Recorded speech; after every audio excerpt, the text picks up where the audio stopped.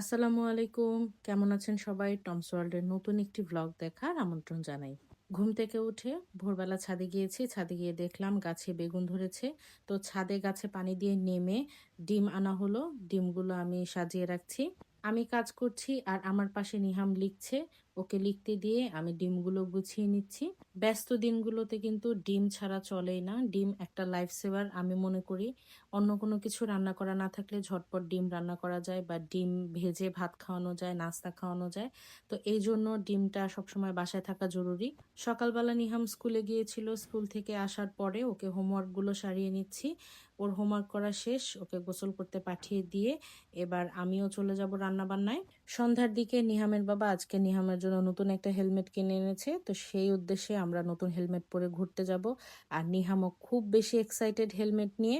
নতুন হেলমেট নিয়ে কিন্তু আবার ঝামেলাও আছে, সে এটা খুলতে পারছে না, এটা নিয়ে চশমা মেনটেন করতে পারছে না। তো তারপরে ওকে হেলমেটটা ঠিক করে পরানো হলো। আরেকটা ইন্টারেস্টিং বিষয় হচ্ছে, নিহামকে নিয়ে যখন আমরা বাইকে চড়ি নিহামের ফিল হয় যে ওই বাইকটা চালাচ্ছে। আর রেস্টুরেন্টে পৌঁছানোর পরেও বাবার মতন সে হেলমেটটা হাতে নিয়ে ভেতরে ঢুকলো। রেস্টুরেন্টে পৌঁছে গিয়েছি, এরপরে খাবারগুলো অর্ডার দেওয়া হলো এবং এই সবগুলো খাবারই কিন্তু নিহামের পছন্দে অর্ডার দেওয়া হয়েছে।